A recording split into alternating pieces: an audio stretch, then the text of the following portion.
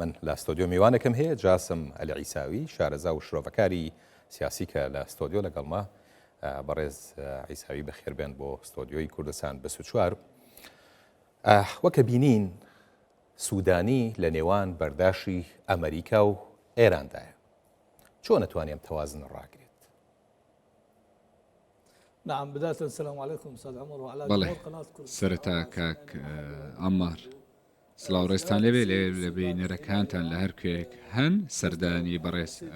سوودانی بۆ ئێران پێویست بوو لە سەری کە سەردانی ئەمریکا و فەڕەنسا وڵاتە گەورەکان ئەوانەی کە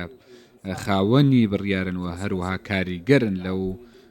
بارودۆخە سیاسەی کە هەیە لە هەموو وڵاتان لە ناوچەکە و هەروەها سەردانی ئەنقەڕا ئەمە پێویست بوو ئەم سەردانانە بکە بەرلەوەی بچێتە ئێران چونکە ئێران کاریگەری لەسەر هەموو هەیە و هەروەها دنیا بینی ئەم وڵاتانە بەرامبەر بە ئێران و کاری دەرەوەی ئێران و هەروەها عراقیش جیاوازە. ئێوە دەزانن ترەمپ لە 20 ئەم مانگە دێتەوە ئۆڤال ئۆفیس و ئەمە وا دەکا ئێران بکەوێتە بەرودۆخێکەوە کە باس لە زۆر مەلەف بکەوە هەروەها تابلۆیەک بکێشرێ لە بواری مەلەفی ئابووری دەمج یاخود هەڵۆشانەوەی حەجی شعبی و بابەتی حەجی شعبی بە شێوەیەکی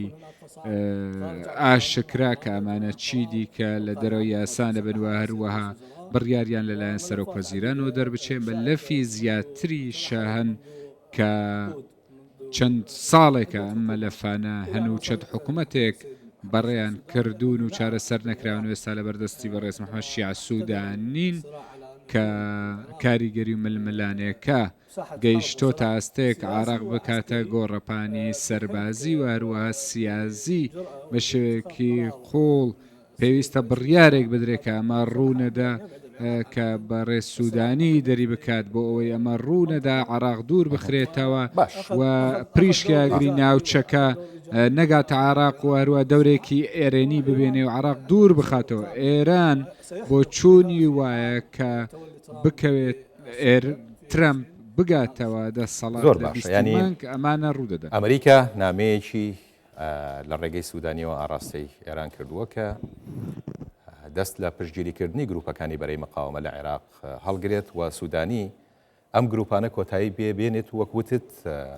ینی بیان کاتە نێو وەزارەتی بەرگری عێراقەوە. بەڵام ئێران وەک دەرەکەوێ ئەمەی قبول نەکردووە و داوای بەهێزکردنی گروپەکانی بەرەی مقاومەی کردووە لە عێراق. وەکوتم سوودانی لەم نێوەندەدا بێت چۆن تەسەڕفکەوە ئەم بارودۆخە ناوچەکە بەرەو کوێ بێت. ئەمڕۆ ویلایەتە یەکگرتووەکانی ئەمریکا یا لە گەڵمی یا لە دژمی یا چیتە لای ئێرانەوە هەروەها دەکەوێتە ململانەیەکی سەربازی لەگەڵ ئەمریکا یاخود لەگەڵ ئەمریکا دەبێت و هەروەها ئەم بۆ چوونە و تەڵەباتانەی کە ئەمان داوای دەکەن جێبەجێ دەکەن کە وەفدێک هاتووە و نامەیەک گەشتووە بە ئێران نهێنی بێت یاخود ئاشکرا بێەوە هەروەها داواکراوە کە عراق دوور بخاتەوە لەم شەڕ و ململانەیە و عراق دوور بکەوێتەوە لە لێدانی سەربازی کاتێککە ترامپ بەڕێز ترامپ دێتەوە ئیدارەی ئەمریکا چەند جارێک لە لێدوانەکانیدا ئەمەی وتووە کە دەڵێ دەستی ئێران لە سووریا بردراوە ئەمە زیاتریش دەکرێت ئەمە پلانێکی استراتیژیە ترامپ بێ بایدن بێ یاخود سەرۆکێکی دیکە بێ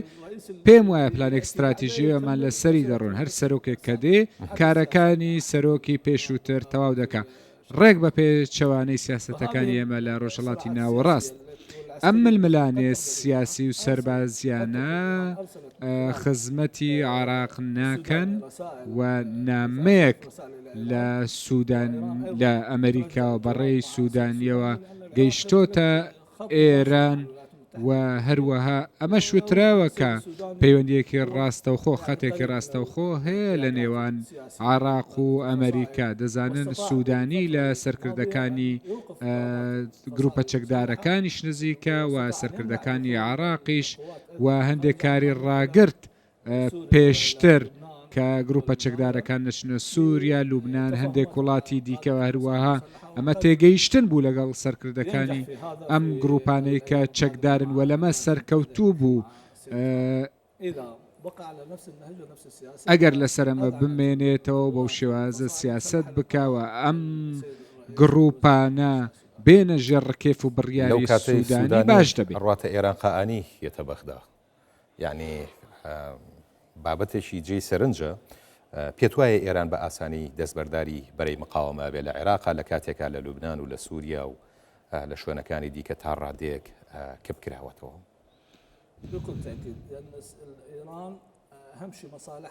بێگومان ئێران تەماشای بەرژەوەندیەکانی خۆی دەکا بەر لە عراق و یەمەن و لوبناان و سووریا وڵاتانی دیکە کە بەرژەوەندی تێدا بوون پێشتر و ئێستاش وە گروپی چەکداری لەم ناوچەیانە هەبوو ئێران بۆ بەرژەوەندی ئێران کار دەکات نەک وڵاتانی دیکەوە بێگومان کاتێک کە مەترسی دەگاتە سەر ئێران ئەم گروپانە و ئەو ملیشیانە جێ دێڵێ ئەو نامانەمان بینی پێشتر لە شوێنەکانی دیکە کە لە چەند شوێنێک بەجیانشتن بەپێی تێگەیشتنە لەلایەن ئێران و هەروە سەرۆکی گروپەکانەوە سوودانی نامەیەکی ئەرێنی هەبوو لە سەرکردای گروپەکانەوە بۆ ئەوەی ئەمە ڕوونە عێراق لە ناو خۆیان پێویستی بە چییە بۆ ڕوبەڕووبوونەوەی ئەو گۆڕانکاریانەی لە دەور و پشت و لە ناو خۆشکا خەریکە ڕوەدا عراق پێویستی بە لێگەیشتنی سیاسی هەیە لەگەڵ گروپە چەکدارەکان بۆ بەرژەوەندی هاوڵاتیانی عراق بۆی عراق دوور بخرێتەوە لە ململانەی سیاسی و سەربازی لە ناوچەکە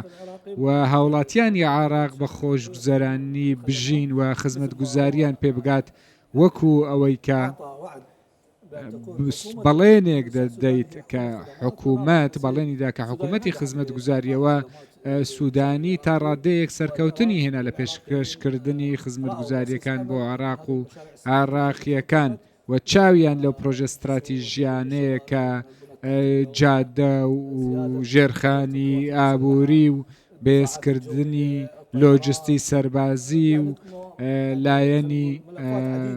فڕۆکەخانە و ئەمانە کاری تێدا بکرێ بەڵام ئەمە گۆپاڵی سحری نییە کە تۆ هەمویان بە یەکجار چارە سەر بکەیت بەڵام ئەوە گرنگە کە خەتێکی سەرکەوتووی کار دەگری و لەسەرەمە بەڕێوە دەڕۆیت ساوی شارەزا و شرۆڤەکاری سیاسی زۆر سپاس جەناب.